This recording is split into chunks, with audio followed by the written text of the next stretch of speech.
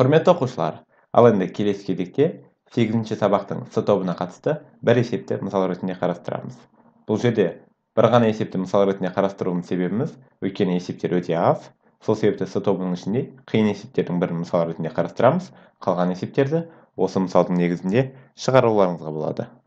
Сонымен 178-ші жаттығуды қарастырайық. Бұл жерде есептің берілгені мынандай. Масштабы 1,6 миллион картадағы темір жолдың ұзындығы 18 сантиметрге тең. Пойыз темір жолдың осы бөлігін 75 км/сағат орташа жылдамдықпен неше сағатта жүретінін табуымыз қажет. Бізде масштаб берілген және картадағы ұзындығы берілген. Демек біз темір жол ұзындығының шынайы өмірдегі өлшемін ең алдымен тауып алуымыз қажет. Ол үшін әрине, мұның алдында қарастырған мысалдар сияқты масштабта берілген мәліметтерге байланысты пропорция құрайық. Яғни бірінші масштабты жазып алайық. 1,6 миллионның қатынасына тең масштаб тең болады. Яғни 1 деп отырғанымыз ол сызбадағы өлшемі. Сол үшін сызбадағы өлшеміне сәйкес 18-ді жазамыз. Ал 6 миллион деген өмірдегі өлшемі, яғни өмірдегі шынайы өлшемі. Біздегі өмірдегі шынайы өлшемі белгісіз. Сол үшін біз оны x деп белгілеп аламыз. Демек, бұл жерде пропорцияның белгісіз мүшесін табатын болсақ, x деп отырғанымыз тең болады. Бірінші 18-ді 6 миллионға көбейтеміз және шыққан санды 1-ге бөлеміз.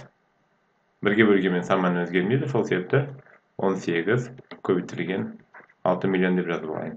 18-ді 6 миллионға көбейтетін болсақ, онда бізде 108 миллион шығады. Темір жол ұзындығының шынайы өмірдегі өлшемі 108 миллион сантиметр екен. Ең алдымен бұл сантиметрді метрге түрлендіріп алайық. Метрге түрлендіру үшін 100-ге бөлеміз. Яғни соңғы екі нөлін алып тастауға да болады. 108 миллионды 100-ге бөлетін болсақ, онда 1 миллион 80 мың метр болады. Ал енді бұны мыңға бөлсек, бізде километрмен шығады. Яғни бұны мыңға бөлетін болсақ, онда бізде 1080 километр шығады екен. Демек, картада 18 сантиметрге сәйкес келетін темір жолдың ұзындығы шынайы өмірде 1080 километр екен. Біз оны ең алдымен масштабты пайдаланып сантиметрмен өлшем бірлігін тауып алдық, сосын километрге түрлендірдік. Ал енді мұндағы километр деп отырғанымыз бізде S, яғни жүріп өтілген жол. 1080 километрге тең.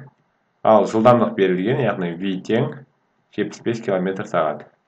Енді біз бұл жерде уақытты табуымыз қажет, яғни t-ны табуымыз қажет. Жылдамдықтың формасын естеріңізге түсіріңіздер. Жылдамдық деп отырғанымыз тең қашықтықтың уақытқа қатынасы, яғни S бөлінген t-ға. Бұл жердің t-ны табатын болсақ, формула мына түрде өзгереді. Яғни уақыттың формуласы v мен t-ның орнын ауыстырамыз, яғни S бөлінген p-ға болатын. Бұл формулалардың барлығын төмен кластары өткенсіздер. Енді соңғы формуламызға шамаларды қоятын болсақ, ол қанша сағатта жүретінін тауып алуымызға болады. Яғни t деп отырғанымыз тең болады жолдың жылдамдыққа қатынасы. Бізде жол 1080 километрге тең, ал жылдамдық 75 км/сағатқа тең.